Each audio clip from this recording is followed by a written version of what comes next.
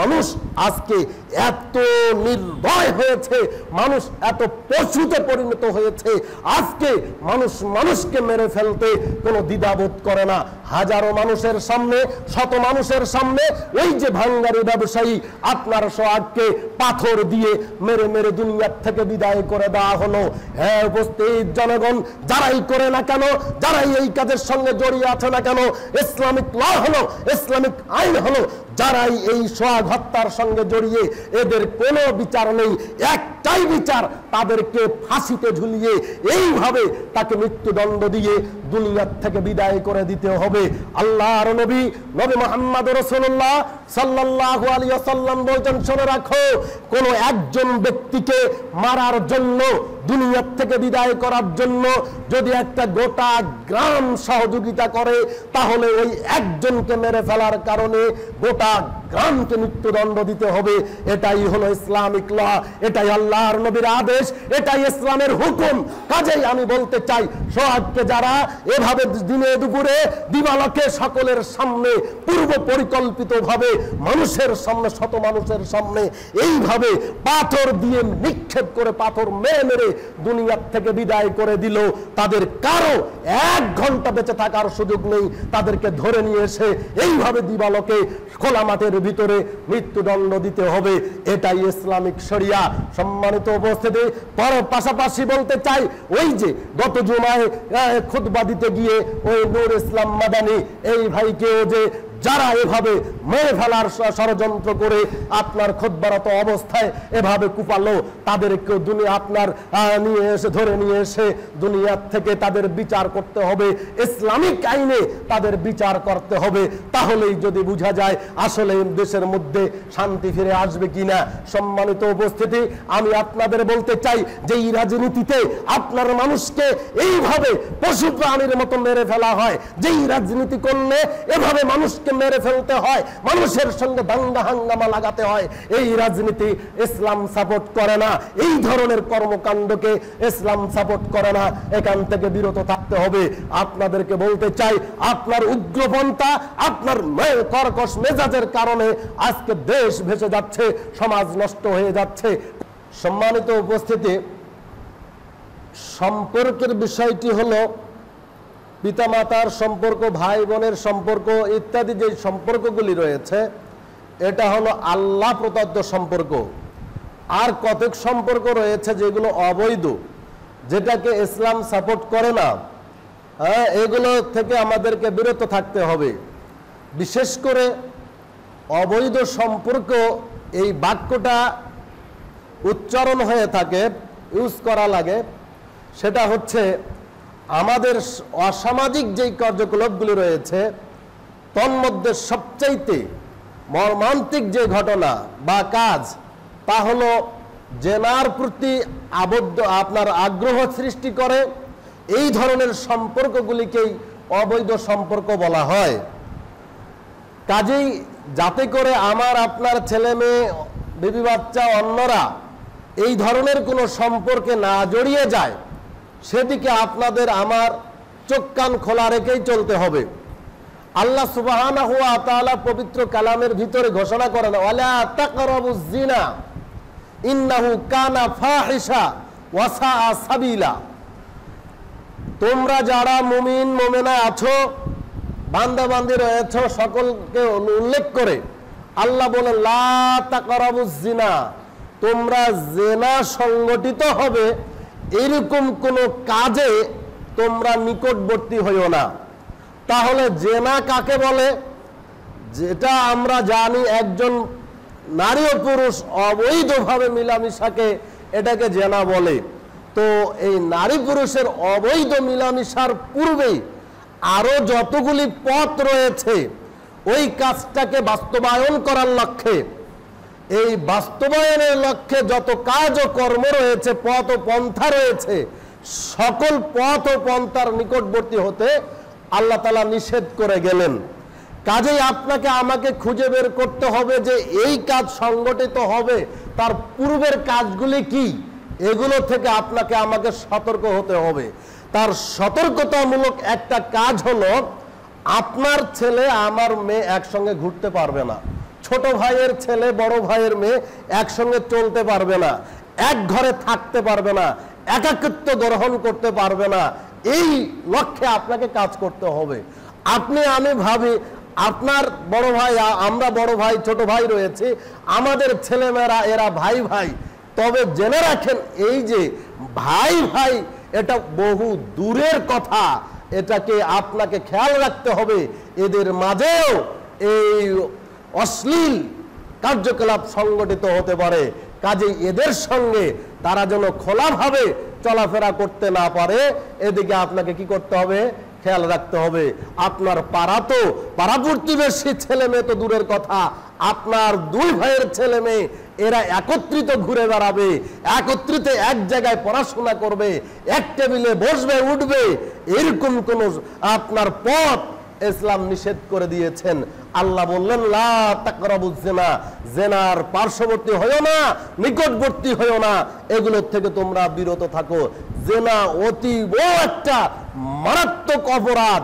এটার ব্যাপারে আল্লাহর নবী মুহাম্মদ রাসূলুল্লাহ সাল্লাল্লাহু আলাইহি ওয়াসাল্লাম বললেন, উবাদ ইবনে সামিত রাদিয়াল্লাহু তাআলা আনহু হাদিসটা বর্ণনা করছেন। আল্লাহর নবী বললেন, খুদু আন্নি ক্বাদ জাআলাল্লাহু লাহুন্না সাবিলা, আমার কাছ থেকে একটা পথ, একটা আইন, একটা ল তোমরা শিক্ষা গ্রহণ করো। তা হলো আল বিক্রু বিল বিক্রি মিয়াতু জালদা। যদি কখনো অবিবাহিত নারী পুরুষে এই ধরনের জেনার মতো গর্হিত কাজে লিপ্ত হয়, তাহলে তাকে এক এক এক করে 100টা লাঠি পিটা করো। আর যদি বিবাহিত নারী পুরুষে এ ধরনের কাজে জড়িত হয়, আর সাইয়্যিবু বিসাইয়্যিবি আর রাজাম, আল্লাহর নবী বলেন, শোনো, যদি বিবাহিত নারী পুরুষে এ ধরনের কাজে লিপ্ত হয়, জেনার মতো গর্হিত কাজে যুক্ত হয়ে যায়, লিপ্ত হয়ে যায়, তাহলে তাকে ইট কাঠ দিয়ে ঢেলে ঢেলে দুনিয়া থেকে বিদায় করে দিতে হবে। দুনিয়াতে থাকার তার কোনো আর সুযোগ নেই। পৃথিবীতে জেনার পরে, আপনার এটা ধরা পড়ার পরে, এইটা প্রকাশ হওয়ার পরে কোনো পথেই বাকি নেই তার পৃথিবীতেও বেঁচে থাকবে, তাকে মারতেই হবে। এটা আল্লাহর হুকুম, এটা নবী মুহাম্মদ রাসূলুল্লাহ সাল্লাল্লাহু আলাইহি সাল্লামের হুকুম। আর আমরা সামাজিকভাবে যেটা দেখি তা আসলে এগুলোর কোনো ভ্রুক্ষেপ হয় না। যদি একজন জেনাখোরকে, একজন আপনার এই ধরনের ব্যক্তিকে যদি খোলা মাঠে নিয়ে এসে এইভাবে কোমর পর্যন্ত, বুক পর্যন্ত পুঁতে দিয়ে উপরি দেহটাকে যদি ইট দিয়ে ঢেলে যদি কেউ মেরে ফেলে, তাদেরকে দুনিয়ার থেকে বিদায় করে দেয়, মনে হয় না যেন সমাজে এই ধরনের কাজ আর হতে পারে। কিন্তু আমরা এটাকে কোনো সমস্যা মনে করি না। আজকে অবাধে চাচাতো ভাই, খালাতো ভাই, জ্যাঠাতো ভাই, ফুফাতো ভাই, পাড়াতো ভাই, পাড়াপূর্তি ভাই, বেশ ভাই বোনের চলাফেরা করছে, আমরা এগুলো কিছু মনে করি না। সম্মানিত উপস্থিতি, আপনার নীরবতার কারণে, আমার নীরবতার কারণে আজকে সমাজ যেন অধপতনের অতল তলে তলিয়ে যাচ্ছে। দিন দিন সমাজে এইগুলি বেশি হতে লাগছে। কাজেই আপনার দায়িত্ববান হতে হবে, আমাকে দায়িত্ব আমার পালন করতে হবে, নয়তো আমিও রক্ষা পাবো না, আপনিও রক্ষা পাবেন না। ছেলে মেয়ের কারণে আপনাকে আমাকে জাহান্নামে যেতে হবে। কাজেই আপনাদের চোখ কান খোলা রেখে চলার চেষ্টা করতে হবে। দেখেন, আজকে আমরা এটাকে একেবারেই ছোট মনে করি, আমরা এই ব্যাপারগুলি একেবারে ছোট মনে করে গা ভাসিয়ে চলছি, এগুলোকে কখনো ভ্রুক্ষেপ করি না। ছেলেটা বাপকে 5 বছর হয়েছে যে বাবা আমি বিবাহ করব, তুমি বিবাহের ব্যবস্থা করো। মেয়েটা বলেছে আমার বিবাহ দিতে হবে, তুমি বিবাহের ব্যবস্থা করো। কিন্তু আমরা বলছি না, এখনো তোমার সময় সুযোগ হয়নি। কিন্তু আজ নাই কাল নাই করতে করতে এক পর্যায়ে যখন অবৈধ কাজে তারা লিপ্ত হয়, তখন কিন্তু আপনার হাহুতাশের আর শেষ থাকে না। আপনি কিন্তু সেই দিন আর তাকে আর ঠেকা দিয়ে রাখতে পারবেন না। আমি কাজেই তাই তো একদিন বলে দিয়েছি, 18 বছরের যত ছেলে রয়েছে এদের বিবাহ দিয়ে দেন, আপনি খাওয়াবেন, আপনি বাবা আপনি খাওয়াবেন তাকে। আপনার তার যদি কোনো কর্ম না থাকে আপনি খাওয়ান, নয়তো যদি আপনার এই ছেলেটা অন্য কারো সঙ্গে, এই মেয়েটা অন্য কারো সঙ্গে যদি এই ধরনের কাজে লিপ্ত হয়, তাহলে আপনি পিতা, আপনাকেই জবাব দিতে হবে কিয়ামতের মাঠে, আপনাকেই এর অপরাধে অপরাধী হতে হবে। কাজেই আপনি পিতার দায়িত্ব পালন করুন, বড় ভাইয়ের দায়িত্ব পালন করুন, দায়িত্ব পালনে অবহেলা হলে কিয়ামতের মাঠে তাহাজ্জুদ দিয়ে জান্নাত হবে না। দায়িত্ব পালনে অবহেলা করলে আপনার 5 ওয়াক্ত সালাত দিয়ে জান্নাত হবে না। আল্লাহর নবী মুহাম্মদ রাসূলুল্লাহ সাল্লাল্লাহু আলাইহি সাল্লাম বলেন, সালাসাতুন কাদ হারামাল্লাহু আলাইহিল জান্নাহ, 3 শ্রেণীর মানুষের জন্য জান্নাত হারাম। 3 শ্রেণীর মানুষের জন্য জান্নাত হারাম। তার মধ্যে একটা হলো যে ওই আদায়ুস আল্লাযী ইয়াকুরু আহলি আল খাবাসা, ওই গার্জিয়ান, ওই পিতা, ওই মাতা, ওই বড় ভাই যারা পরিবারে বেহায়ার সুযোগ দিয়েছে, যারা পরিবারের সদস্যকে অন্যায় কাজের সুযোগ দিয়েছে, এরা জান্নাতে যাবে না, এরা জাহান্নামে যাবে। সম্মানিত উপস্থিতি, আপনি দেখেন না আপনার ছেলেটা 4টা, আপনারা 1টা 2টা মোবাইল ফোনে 8-10 জনের সঙ্গে কথা বলে, হাজারো মানুষ আপনাকে বলেছে যে শোনেন আপনার ছেলে কিন্তু এই কাজ করে, আপনার মেয়ে কিন্তু এই কাজ করে। আপনি বলছেন না, সময় সুযোগ আসলে তাদের বিয়ে দেওয়া হবে, কিন্তু তার আগে যতগুলি কাজ হচ্ছে, তার আগে যত প্রকার এই গুণাগুলি হচ্ছে, আপনাকেই খেয়াল করতে হবে, আপনাকেই জবাব দিতে হবে। কাজেই আমি বলতে চাই, আপনাকে জেনার যত পথ রয়েছে, জেনা সংগঠিত হওয়ার যত দিক রয়েছে, সব দিক আপনাকে বন্ধ করে দিতে হবে। সব দিক থেকে আপনাকে ছেলে মেয়েকে ফিরিয়ে রাখতে হবে, নয়তো তারা তো জাহান্নামে যাবেই যাবে, আপনাকে নিয়েই তারা জাহান্নামে যাবে। কাজেই আপনাকে সতর্ক সাবধান থাকার জন্য বলছি, কারণ জেনা একটা মারাত্মক পাপ। দেখেন আব্দুল্লাহ ইবনে যায়েদ রাদিয়াল্লাহু তাআলা বলেন, রাসূল সাল্লাল্লাহু আলাইহি ওয়াসাল্লাম বলেছেন, ইন্না আখাফু মা আখাফু আলাইকুমুজ জিনা ওয়া শাহাওয়াতাল খাফি, আমি সবচাইতে যেটা ভয় করি, আল্লাহর নবী মুহাম্মদ রাসূলুল্লাহ সাল্লাল্লাহু আলাইহি ওয়াসাল্লাম বলতে শুনে রাখো, তোমাদের ব্যাপারে সবচাইতে যেটা আমার বড় ভয় তা হচ্ছে তোমরা জেনার সঙ্গে লিপ্ত হয়ে যাবে, জেনার সঙ্গে জড়িয়ে যাবে, ওয়া শাহাওয়াতাল খাফি, গোপন প্রবৃত্তিতে তোমরা জড়িয়ে যাবে, অবৈধ সম্পর্কে তোমরা জড়িয়ে যাবে, এটা আমার সবচাইতে ভয়। দেখেন আপনার ছেলে রাত 2টা পর্যন্ত মোবাইলে কথা বলে, ও কি ব্যবসা করে, ও কার সঙ্গে কথা বলে, আপনি একজনও খোঁজ নিলেন না। আপনাকে বলতে চাই, ছেলেকে বলতে পারো, শোনো তুমি রুমে ঘুমাবে ঠিকই, দরজা লাগাতে পারবে না, দরজা খোলা থাকবে। যদি এটা বলতে পারেন তাহলে আপনি গার্জিয়ান। আপনার ছেলে দরজা জানলা বন্ধ করে সারা রাত ধরে অবৈধ সম্পর্কের সঙ্গে জড়িয়ে, মোবাইলের সঙ্গে, জেনা ব্যভিচারের সঙ্গে সে জড়িয়ে থাকে, আপনি একজনও খোঁজ করলেন না, আপনি তারে আবার গার্জিয়ান। সম্মানিত ছেলেকে আজকে বলে দিবেন, হ্যাঁ শোনো তুমি জানালা বন্ধ করতে পারবে না, তুমি দরজা বন্ধ করতে পারবে না, যে কোনো সময় আমি তোমাকে চেক করতে পারি, এটা আমার দায়িত্ব, এইভাবে বলে দিতে হবে। আপনি কেন এসার পরে ঘরে ঢুকলো, রাত 10টা, আপনার সকাল 10টায় ঘর থেকে বাইরে হয়, আপনি একটা বারের জন্য খোঁজ করলেন না ছেলেটা করলোটা কি রাতে? আপনি এই দায়িত্ববান। প্রত্যেকটা ব্যক্তিকে দায়িত্ব পালন করতে হবে। আপনার এই অবহেলার কারণে, আপনার দায়িত্বহীনতার কারণে ও আস্তে আস্তে সুযোগ পেয়েছে। রাত 10টা, 11টা, 12টা, 1টা, 2টা, একবার, 2বার, 3বার যদি আপনি খোঁজ নেন আপনার ছেলে কি করে, আপনার মেয়ে কি করে, তাহলে ও আর জীবনে সাহস পাবে না যে পিতা যে কোনো মুহূর্তে আমার রুমে ঢুকে যেতে পারে, আমাকে সাবধান থাকতে হবে। তো আপনার অবহেলার কারণে তো এই অবৈধ কাজগুলি দিনে দিনে দিনে দিনে বেশি হতে লাগছে। সম্মানিত উপস্থিতি, আমরা জেনার পথকে সুযোগ করে দিয়ে রাখি আর বৈধ পথটাকে অনেক কঠোর মনে করি। জেনার থেকে মুক্ত করতে চাইলে আমি বলে দিয়েছি, আপনাদের 18 বছরের ছেলে বাড়িতে থাকবে না, ওকে বিবাহ দিতে হবে। ওকে বিবাহ দেন যে কোনো মূল্যে। আপনার যদি ও আগে রুজি আপনার খেতে পারে আপনার ঘরে, ও এখন খেতে পারবে না, ওকে বিয়ে দিয়ে আপনি খাওয়াবেন, এটাই আপনার পিতার দায়িত্ব। কারণ তাকে আপনি রক্ষা করছেন বিশাল বড় একটা পাপ থেকে, তাকে জাহান্নামের পথ থেকে আপনি রক্ষা করছেন। আর যদি তাকে বিবাহ না দিয়ে এইভাবে রেখে দেন, তাহলে আপনি তার কাজের সহযোগী, আপনি তার কাজের সহযোগী, তার অন্যায়ের সহযোগী। আপনি অসংখ্য পিতা রয়েছে বলছে এখনো এক পায়ে দাঁড়াতে পারে নাই, ওকে কেমনে বিয়ে দেয়? ওকে অন্যের পায়ে দাঁড়িয়ে আছে, ও তো নিজের পায়ে দাঁড়িয়ে আছে। এক পায়ে দাঁড়া মানে আপনার বিবাহ করতে কে বলেছে যে বাড়ি গাড়ি টাকা পয়সা হাই হুলস্থুল করে ফেলতে হবে? এই জন্য আপনাকে একটা হাদিস দেখাই তিরমিজির।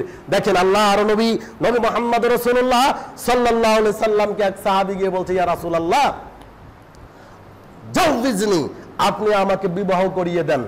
তো আল্লাহর নবী বলছেন, আচ্ছা তুমি যে বিবাহ করতে চাচ্ছ, তো মোহরানা বুঝাতে হবে এরকম কোনো কিছু আছে কি তোমার কাছে? তো ফালতামেস এই ব্যক্তি খুঁজতে লাগলো বাড়িতে গিয়ে যে আসলে তার কোনো কিছু পাওয়া যায় কিনা। খুঁজে খুঁজে কোনো কিছু পাওয়া গেল না। আল্লাহর নবী বলছেন, আল্লাহর নবীর কাছে গিয়ে বলছে, ইয়া রাসূলুল্লাহ, বিবাহ করতে হবে, যৌবন ঠেকাতে হবে, অন্যায় থেকে বেঁচে থাকতে হবে, কথা ঠিক, তবে মোহরানা দেওয়ার মতো আমার কোনো কিছুই নেই। আল্লাহর নবী বললেন, শোনো, তুমি খুঁজে দেখো, ফালতামেস, তুমি একটু খুঁজে দেখো তো, ওয়ালাউ কানা বিহাদিদ, যদি একটা লোহার আংটি থাকে তাও নিয়ে আসো, মোহরানা বুঝাতে হবে, তোমাকে বিবাহ দিতে হবে। লোকটা খুঁজে খুঁজে, ছেলেটা যুবকটা খুঁজে খুঁজে লোহার আংটি পেল না। আল্লাহর নবীকে বলছে, আল্লাহর নবী, লোহার আংটি পর্যন্ত আমার বাড়িতে নেই। তখন আল্লাহর নবী বলে, হাল তাহফাজু, তুমি কি মুখস্থ করতে পেরেছো? তোমার কি মুখস্থ আছে সূরাতান কাযা ওয়া কাযা, সূরা নাস, ফালাক, ইখলাস, এগুলো কি তোমার মুখস্থ আছে? জি জি জি জি, এগুলো আমার মুখস্থ আছে। তখন আল্লাহর নবী বলেন, ঠিক আছে, এই মেয়ের সঙ্গে তোমার বিবাহ দিচ্ছে, মোহরানা হলো তুমি এই সূরাগুলি তাকে শিখিয়ে দিবে। বলেন তো, ছেলেটার বাড়ি 3 তালা নাকি না? বুঝলেন না মনে হয় কথাটা। আল্লাহর নবী যে ছেলেটার বিবাহ পড়িয়ে দিলেন, এই লোকটার বাড়িতে কয়েক বিঘা সম্পত্তি রয়েছে নাকি?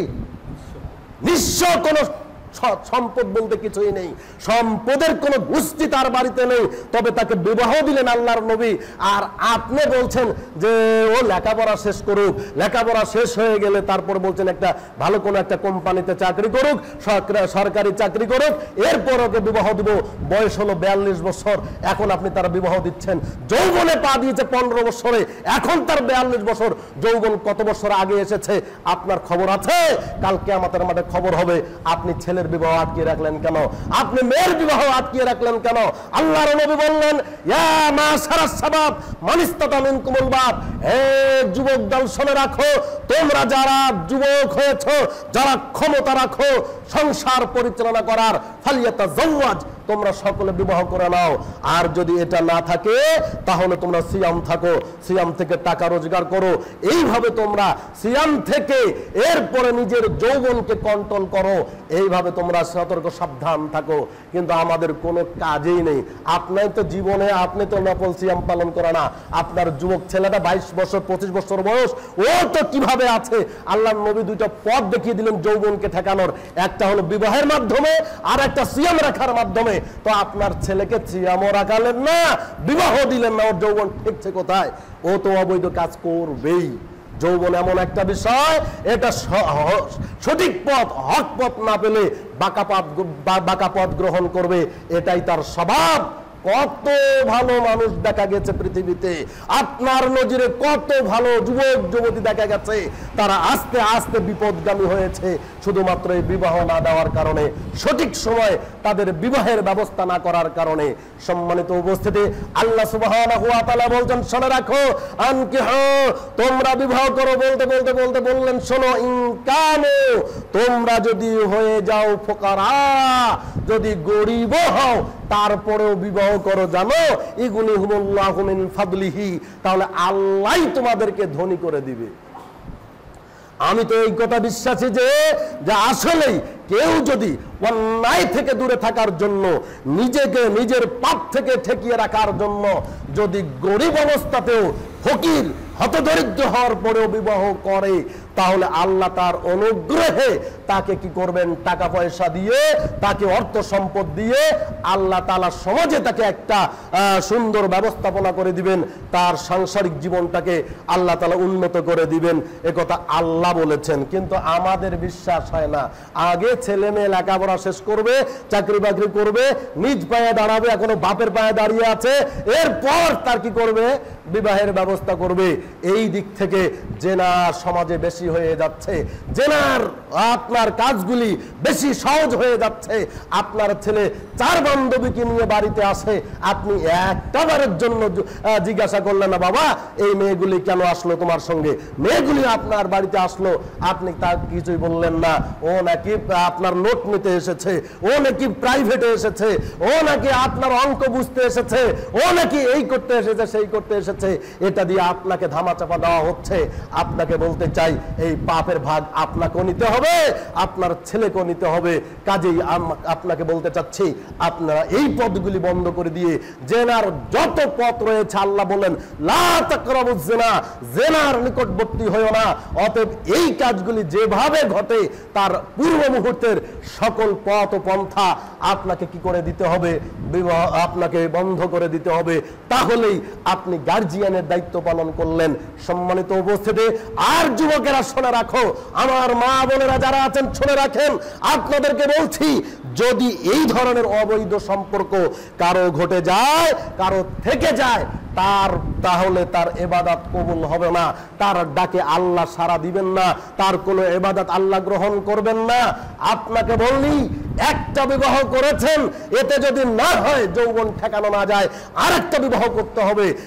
দুইটা বিবাহ করেছেন, এতে যদি যৌবন ঠেকানো না যায়, তাহলে আরেকটা বিবাহ করবেন, আরেকটা দিয়ে যদি না হয় চারটা বিবাহ করেন, এতে কোনো সমস্যা নেই। আল্লাহ তো শুরু করলেন দুইটা দিয়ে। আল্লাহ সুবহানাহু ওয়া তাআলা বলেন, শোনো, ফানকুমা তাবা লাকুম মাসনা ওয়া সুলাসা ওয়া রুবা। আমার দাস দাসী শুনে রাখো, যারা তোমরা পুরুষ রয়েছো, তোমাদেরকে বলছি, তোমরা দুইটা বিবাহ করো, তোমরা তিনটা বিবাহ করো, তোমরা চারটা বিবাহ করো। তাহলে দুই দিয়ে আল্লাহ শুরু করলেন।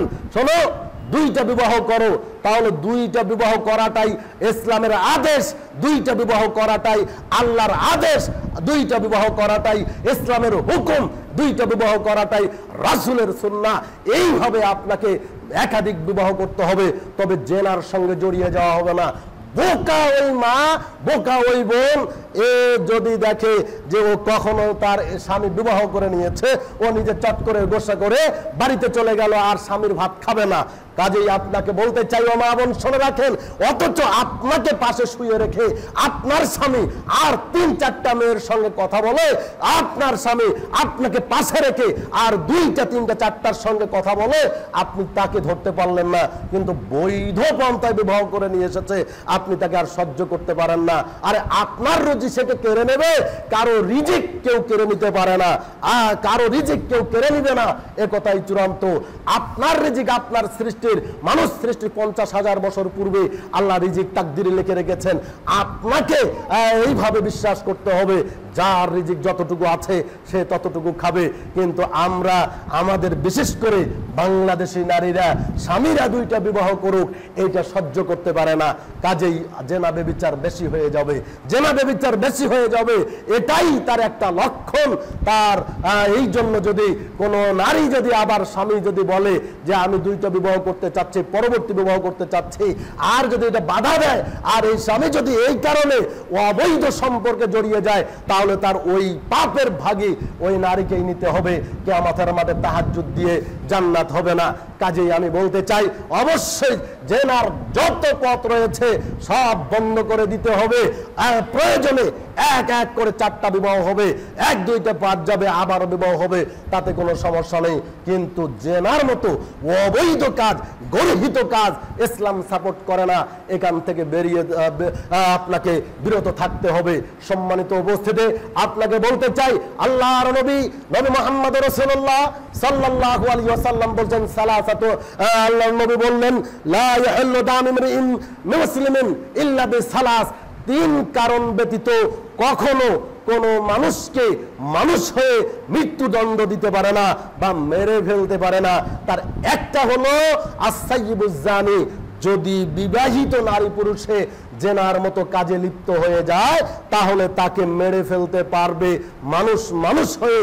এরপরে 2 নম্বর যেটা বললেন, আল কাতলু আন-নাফসু বিন-নাফস, যে মৃত্যুদণ্ড দেওয়া হচ্ছে, আপনার অন্যকে অন্যায়ভাবে মেরেছে, তাই আপনার হত্যার বদলে হত্যা, এইভাবে তাকে কি করা যায়, মেরে ফেলা যায়। সম্মানিত উপস্থিতি, এখানে আপনার সঙ্গে একটা কথা, তা হলো এই যে আল্লাহর নবী বললেন, কখনো মানুষ হয়ে মানুষকে মেরে ফেলতে পারবে না, একজন মানুষ আরেকজনকে কখনো মারতে পারবে না, এটা হারাম ঘোষণা করা আছে। শুধু 3 কারণে যায়। তার একটা কারণ হলো কেউ যদি বিবাহের পরে জেনায় লিপ্ত হয়। 2 নম্বর, যদি কেউ কাউকে মেরে ফেলে, তাহলে তাকে আর দুনিয়াতে রাখা হবে না, তাকে মেরে ফেলতে হবে। এরপরে 3 নম্বর হলো যদি কেউ দিন থেকে ইসলাম ত্যাগ করে, ইসলাম যদি ত্যাগ করে তাহলে তাকে মেরে ফেলা হবে। 3 কারণে একজন মানুষ হয়ে মানুষকে মারতে পারে। তার প্রথম নম্বরে আল্লাহর নবী বললেন যে যারা সাইয়্যিবুজ জানি, বিবাহের পরে যারা জেনায় লিপ্ত হয়েছে এদেরকে মেরে ফেলতে হবে। সম্মানিত উপস্থিতি, তাহলে জেনা এমন একটা মারাত্মক অপরাধ। অবশ্যই জেনা আসলে দেশের ভিতরে, সমাজের ভিতরে সয়লাভ হয়ে যাচ্ছে, আপনাদের অগোচরে নয়, আপনাদের চোখের সামনে অসংখ্য অবৈধ কার্যকলাপ ঘটে যাচ্ছে, আপনারা নীরব ভূমিকা পালন করেন। আপনাদেরকে বলতে চাই, আল্লাহর নবী মুহাম্মদ রাসূলুল্লাহ সাল্লাল্লাহু আলাইহি ওয়াসাল্লাম বলছেন, ইন্না মিন আশরাতিস সাআতি আইয়ুরফাল ইলম ওয়া ইকসারুজ জিনা। জেনে রাখো অনেকগুলি কিয়ামতের পূর্বে লক্ষণ রয়েছে, তার একটা লক্ষণ হলো ইকসারুজ জিনা, জিনা ব্যভিচার বেশি হয়ে যাবে। যে এত বেশি হয়ে যাবে, জেনা এত বেশি হয়ে যাবে, জেনা এত বেশি হয়ে যাবে। আল্লাহর নবী আরেক হাদিসে বললেন যে ষাঁড় গাভীর সঙ্গে মিশতে যেমন লজ্জাবোধ করে না, ষাঁড় গাভীর সঙ্গে মিশতে যেমন লজ্জাবোধ করে না, গাধা গাধীর সঙ্গে মিশতে যেমন লজ্জাবোধ করে না, কুকুর কুকুরের সঙ্গে মিলে যেতে যেমন লজ্জাবোধ করে না। জেনা এত বেশি হয়ে যাবে, জেনা এত বেশি হয়ে যাবে, জেনা এত বেশি হয়ে যাবে যে এদের মতো করে আমার উম্মতের কিছু নারী পুরুষ এইভাবে আপনার জেনায় লিপ্ত হবে, তারা লজ্জাবোধ করবে না। তাই তো দেখা যায় আপনার স্কুল কলেজে, তাই তো দেখা যায় বিভিন্ন বিনোদন পার্কে, তাই তো দেখা যায় নদীর ঘাটে, তাই তো দেখা যায় স্কুল কলেজের গেটে, তাই তো দেখা যায় রাস্তাঘাটে, এইভাবে অহরহ জেনার ভিতরে মানুষ হাবুডুবু খাচ্ছে। এদেরকেই দুনিয়ার থেকে বিদায় করতে হবে, এদেরকেই আপনার পাথর মেরে মেরে দুনিয়ার থেকে বিদায় করে দিতে হবে। এটাই হলো ইসলামিক আইন, এটাই হলো ইসলামিক ল। সম্মানিত উপস্থিতি, দেখেন ওবামা রাদিয়াল্লাহু তাআলা বলেন, রাসূল সাল্লাল্লাহু আলাইহি ওয়াসাল্লাম বলছেন, জেনে রাখো আমি তো একদিন ঘুমন্ত অবস্থায় ছিলাম, ফাআতানি রাজুলানে, আমার নিকটে 2 জন ব্যক্তি আসলেন, ফাআখাযা বিজাবিইয়া, আমার 2 হাত ধরলেন, এরপরে আমাকে তুলে নিয়ে যাচ্ছেন, হাত্তা আতাইনা বিকাউমিন, আমরা একটা কওমের নিকটে আসলাম, আমরা একটা সম্প্রদায়ের নিকটে আসলাম, আমরা একটা লোকালয়ে নিয়ে আসলাম। আসাদ্দ ইন্তিফাখান, দেখলাম যে ওই কওমের লোকদের পেটগুলি অনেক ফুলে ফুলে আছে, যেন ডোল হয়ে আছে, আপনার রিহান, ওই পেটগুলি থেকে দুর্গন্ধ চলে আসতেছে। আল্লাহর নবী বললেন কান্নাহুল মারাহিজা, যেন ওই পেটগুলি থেকে এমন দুর্গন্ধ চলে আসতেছে যে ওই পেটগুলি যেন গণ শৌচাগার, যেমন এগুলো যেন রাস্তাঘাটের টয়লেট, হাট বাজারের টয়লেট, এত টয়লেটের মতো দুর্গন্ধ চলে আসতেছে। আল্লাহর নবী মুহাম্মদ রাসূলুল্লাহ সাল্লাল্লাহু আলাইহি সাল্লাম সাথীদ্বয়কে বললেন, মান হাউলায়ে, বলো তো তোমরা এই যে এরা কারা, যাদের পেট থেকে তাদের পেটগুলি এত ফুলে ফেপে আছে, পচা দুর্গন্ধ বেরিয়ে আসতেছে, পায়খানা পেশাবের গন্ধ চলে আসতেছে তাদের পেট থেকে, এরা কারা? আল্লাহর নবী মুহাম্মদ রাসূলুল্লাহ সাল্লাল্লাহু আলাইহি সাল্লামের কথা জিজ্ঞাসা করলে ওই সাথীদ্বয় বললেন, হুম জানিয়াতুজ জানি, এরাই হলো জেনাকারিনী নারী ও পুরুষ, জেনাকার নারী ও পুরুষ, যারা জেনার সঙ্গে দুনিয়াতে লিপ্ত ছিল, যারা জেনার সঙ্গে লিপ্ত ছিল। আসলে জেনা শুধুমাত্র আপনার ওইটাই নয় যে আসলে অবৈধভাবে সহবাস করা, এটার নামে শুধু জেনা নয়। আল্লাহর নবী বললেন, ফালা আইনানে জানাহুমা আন-নাজরু, এই যে 2 চোখের জেনা হলো খারাপ কিছু লক্ষ্য করা, আপনার 2 কানের জেনা হলো আল ইস্তিমাউ, আপনার খারাপ কিছু শ্রবণ করা। আল্লাহর নবী বললেন ওয়াল ইয়াদানে জানাহুমা আল আখযু, জেনে রাখো এই 2 হাতের জেনা হলো অবৈধভাবে কারো গায়ে হাত লাগানো। আল্লাহর নবী মুহাম্মদ রাসূলুল্লাহ সাল্লাল্লাহু আলাইহি সাল্লাম এভাবে বললেন। কাজেই আপনাকে খেয়াল রাখতে হবে, চোখের জেনা থেকে আপনাকে বিরত থাকতে হবে, কানের জেনা থেকে আপনাকে বিরত থাকতে হবে, আপনাকে বিরত থাকতে হবে, পায়ের জেনা থেকে আপনাকে বিরত থাকতে হবে।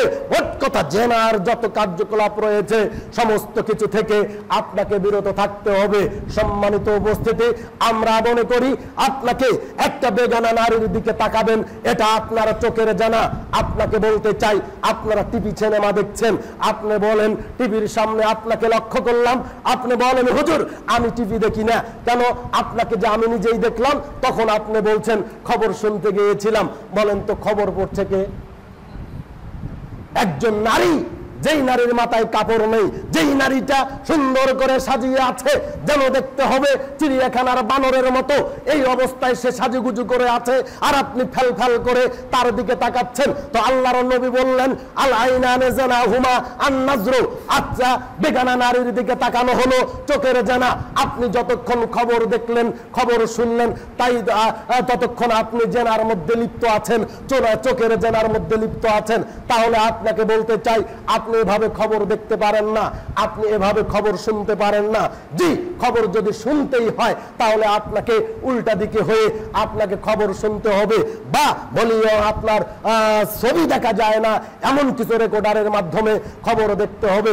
আর যদি আপনার ইসলামিক আইন থাকতো তাহলে ওই মেয়েটাকে পরিবর্তন করে একটা ছেলে খবর পড়তো, যা আপনি দেখতে পারতেন। সম্মানিত উপস্থিতি, আমি আপনাকে বলতে চাই, আসলে জেনার যত পথ রয়েছে, জেনার যত ঘাট রয়েছে, যত পথ পন্থা রয়েছে, সব থেকে আপনাকে বিরত থাকতে হবে। কাজেই আপনারা যারা খবর শুনতে অভ্যস্ত, খবর শুনেন, আপনাকে কিন্তু এইভাবে ফেল ফেল করে আপনি তাকিয়ে তাদের সামনে ওই বেগানা নারীর দিকে তাকাতে পারবেন না। আল্লাহর নবী বললেন সাহাবীকে শুনে রাখো, ইয়াকুমাদ দুখুলা আলান নিসা, তোমরা নারীদের থেকে মিলামিশা থেকে বিরত থাকো।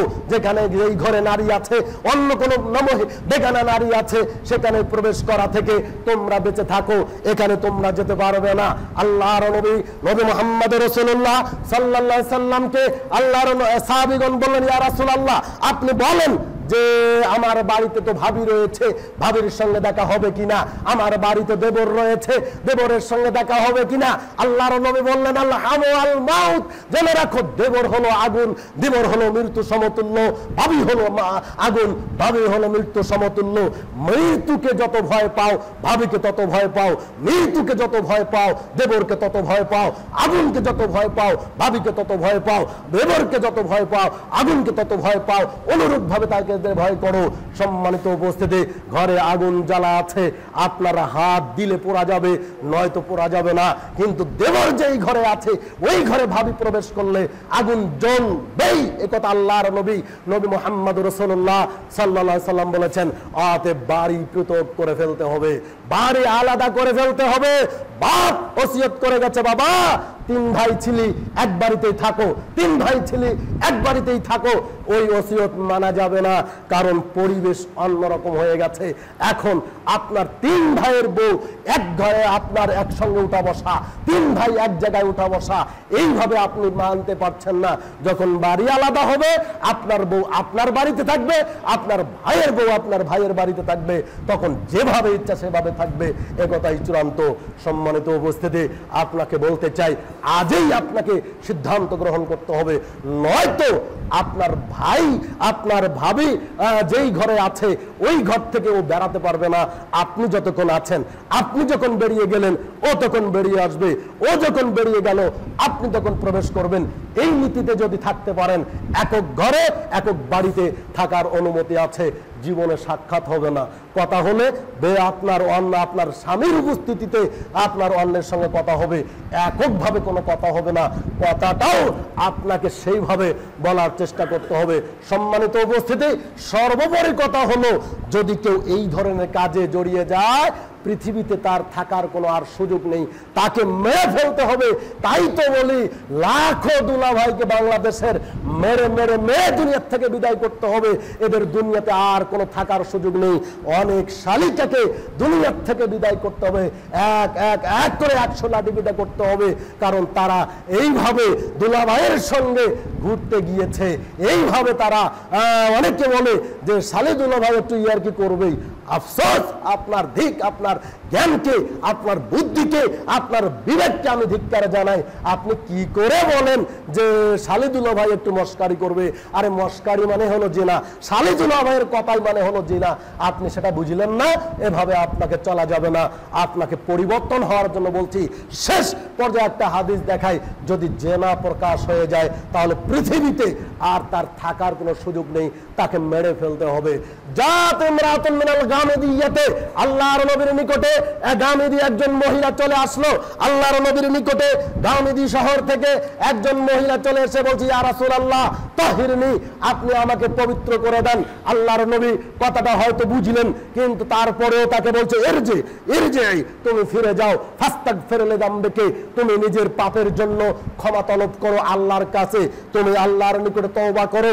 মহিলাটা যেতে না যেতে আবার ফিরে আসলেন, আবার বলছেন ইয়া রাসূলুল্লাহ তাহিরনি, আপনি আমাকে ফিরিয়ে দেন। আল্লাহর নবী আবার তাকে ফিরে দেওয়ার চেষ্টা করলেন, আর মহিলা ফিরে যেতে লাগলো, আবারও ফিরে এসে বলছে ইয়া রাসূলুল্লাহ, আল্লাহর নবী তাহিরনি, আপনি আমাকে অবশ্যই পবিত্র করে নেন। ইন্নাহা হুবলা মিনাজ জিনা, আপনি বুঝলেন কিনা জানি না, আমি আসলে শয়তানের কুমন্ত্রণায় পড়ে আমি জেনায় লিপ্ত হয়েছিলাম, আমার পেট উঁচু হয়ে আছে, এখন জেনার সন্তান আমার পেটে আছে, আপনি আমাকে পবিত্র করে নেন। আল্লাহর নবী মুহাম্মদ রাসূলুল্লাহ সাল্লাল্লাহু আলাইহি ওয়াসাল্লাম মহিলাকে বললেন যে তুমি বাড়িতে ফিরে যাও, তুমি বাড়িতে অবস্থান করো, তুমি হাত্তা তাখতামিহি হাত্তা ফাস্তারজিহি, যখন তোমার বাচ্চা প্রসব হবে তখন চলে আসো, তোমার সেই দিন বিচার করে দিব। এবার দিন যায় রাত যায়, দিন যায় রাত যায়, এভাবে বাচ্চা একদিন প্রসব হয়ে গেল। মহিলা লেকরার মধ্যে করে জড়িয়ে নিয়ে আল্লাহর নবীর নিকটে আসলেন।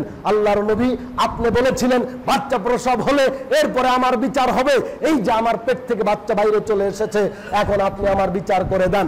আল্লাহর নবী দেখলেন এখন যদি বাচ্চাটাকে আপনার এই মহিলাকে মেরে ফেলা হয় তাহলে বাচ্চা না খেয়ে মারা যাবে। এই জন্য আল্লাহর নবী বললেন, মহিলা শোনো, তুমি বাচ্চাটাকে বাড়িতে ফিরে না যাও, নিয়ে যাও, ফাস্তারজিহি, তাকে দুধ পান করাও, হাত্তা তাখতামিহি, যেই দিন দুধ ছেড়ে দিবে সেই দিন নিয়ে আসো, তোমার বিচার করে দিব। বাচ্চা একদিন, 2 দিন, 4 দিন, এভাবে দিনে দিন কেটে গেল, মাসের পর মাস কেটে গেল। কিছুদিন পরে বাচ্চাটা অন্য খাবার খায়। আল্লাহর নবীর নিকটে এই মহিলা বাচ্চাকে নিয়ে আসলো, অফিয়াদে কাসরাতু খুবজিন, ওই মহিলার বাচ্চাটার হাতে এক টুকরো আপনার রুটি দেওয়া আছে, যাতে করে প্রমাণ করে যে বাচ্চা দুধ ছাড়া অন্য কিছু খাবার খায়। এবার আল্লাহর নবী যখন এটা দেখলেন, আল্লাহর নবী এবার বাচ্চাটাকে গ্রহণ করলেন, তারপরে আনসারী একজন ব্যক্তির হাতে বাচ্চাটাকে সুপর্দ করলেন। এরপরে মহিলার ব্যাপারে বললেন ইযহাবু বিহা, ও সাহাবীরা যারা আছো এই মহিলাকে নিয়ে যাও, এই মহিলাকে নিয়ে গিয়ে তার জন্য গর্ত খনন করো, তারপরে গর্ত খনন করে তার বুক পর্যন্ত পুঁতিয়ে দাও, দেওয়ার পর ফারজুমহা, এরপরে ওই মহিলাকে তোমরা সকলেই মিলে ইট দিয়ে ঢেউ দিয়ে দুনিয়ার থেকে বিদায় করে দাও। সাহাবীগণ তাই করলেন, মহিলাকে পাতারের মধ্যে নিয়ে গেলেন, দূর প্রান্তে নিয়ে গিয়ে গর্ত খনন করে গর্তের মধ্যে নামিয়ে দিয়ে ওই মহিলাকে এইভাবে দুনিয়ার থেকে বিদায় করে দেওয়া হলো, তাকে আর দুনিয়াতে রাখা হলো না।